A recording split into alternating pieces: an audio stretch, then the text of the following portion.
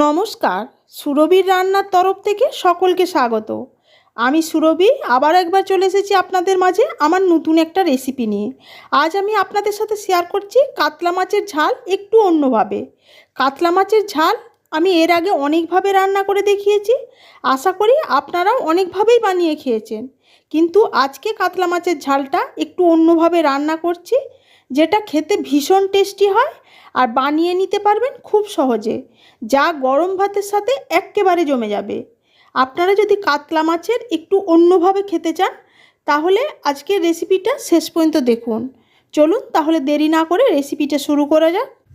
রান্নাটা করার জন্য আমি এখানে 3 পিস কাতলা মাছ নিয়ে ভালো করে ধুয়ে পরিষ্কার করে নিয়ে এর মধ্যে নুন আর হলুদের গুঁড়ো দিয়ে ভালোভাবে মাখিয়ে নিয়েছি। মাছটা ভাজার জন্য গ্যাসে আগে কড়াই বসিয়ে গরম করতে দিয়েছিলাম। কড়াইটা গরম হয়ে যাওয়ার পর এর মধ্যে দিয়ে দিলাম সর্ষের তেল। তেলটা গরম হয়ে যাওয়ার পর এর মধ্যে নুন হলুদ মাখানো মাছগুলো দিয়ে উল্টে পাল্টে হালকা করে ভেজে নেব।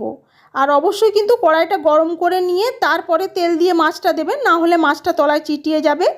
আমার এই পুরো রেসিপিটা দেখার পর আপনাদের কাছে কেমন লাগলো অবশ্যই জানাবেন।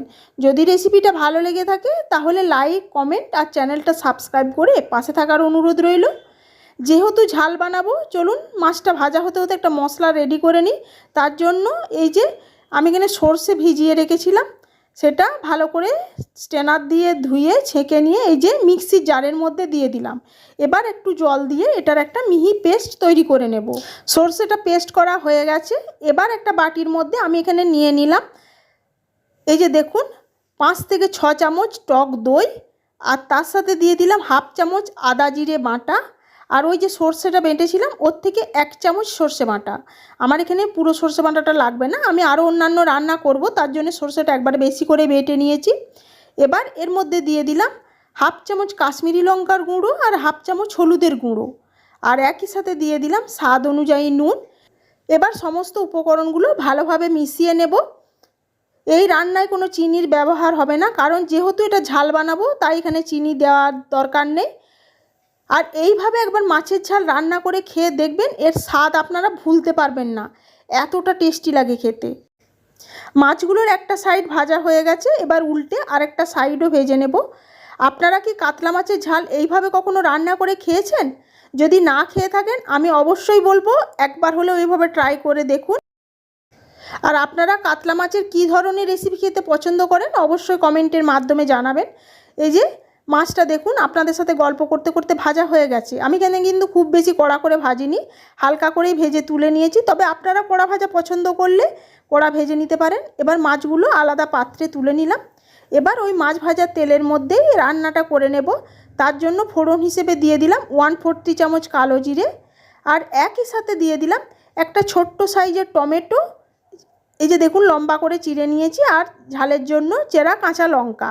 আপনারা যেমন ঝাল পছন্দ করবেন সেই অনুপাতে লঙ্কাটা অ্যাডজাস্ট করে নেবেন। এবার 1 মিনিটের মধ্যে তেলের মধ্যে টমেটোটা হালকা করে ভেজে নেব। টমেটোটা খুব বেশি ভাজার দরকার নেই, তাহলে গলে যাবে। আর খুব বেশি বড় টমেটো দিলে কিন্তু টক হয়ে যাবে, কারণ টক দই দেওয়া আছে, সেই অনুপাতে আপনারা টমেটোটা দিয়ে দেবেন। আর টমেটোটা ওই কারণে কম ভাজতে বললাম, যাতে রান্নার পর টমেটোটা গোটা গোটা থাকে, তাহলে রান্নায় দেখতেও ভালো লাগবে। এবার টমেটোটা হালকা ভাজা হয়ে যাওয়ার পর ওর মধ্যে দিয়ে দিলাম ওই যে টক দইয়ের যে মিশ্রণটা করে রেখেছিলাম সেটা। এবার গ্যাসের ফ্লেমটা মিডিয়ামে দিয়ে ভালোভাবে মশলাটা কষিয়ে নেব। মশলাটা কষাতে কষাতে যখন এইরকম তেল রিলিজ হতে শুরু করলো, দেখুন কি সুন্দর একটা কালার এসছে, তখন এর মধ্যে গ্রেভি বানানোর জন্য দিয়ে দিলাম 1 কাপ মতো জল। আপনারা যেমন গ্রেভি পছন্দ করবেন সেই অনুপাতে জলটা অ্যাডজাস্ট করে নেবেন। আর নুনটা আপনারা এই অবস্থাতেই চেক করে নেবেন আপনাদের স্বাদ অনুযায়ী। এবার ঝোলটা একটু জাস্ট ফোটা শুরু হবে, সেই অবস্থাতে দিয়ে দিলাম ভেজে রাখা মাছগুলো নিয়ে এবার ঢাকা দিয়ে রান্নাটা হতে দেব। রান্না আমার একেবারেই তৈরি হয়ে গেছে, দেখুন গ্রেভিটা কি সুন্দর দেখতে হয়েছে। এবার এটা নামিয়ে শুধু গরম ভাতের সাথে সার্ভ করার অপেক্ষা। দেখলেন তো কত সহজে তৈরি করে ফেললাম কাতলা মাছের একটা দই আদা জিরে সর্ষে বাটা দিয়ে একটা ঝালের রেসিপি, যেটা গরম ভাতের সাথে থাকলে আর কিছুরই দরকার পড়বে না। দেখুন দেখতে কতটা লোভনীয় হয়েছে, আর রান্নার পরে যে দেখুন টমেটোটাও গোটা গোটা আছে। আমি এবার এটা সুন্দর করে গার্নিশিং করে নামিয়ে নিলাম। আজকের রেসিপি এই পর্যন্তই।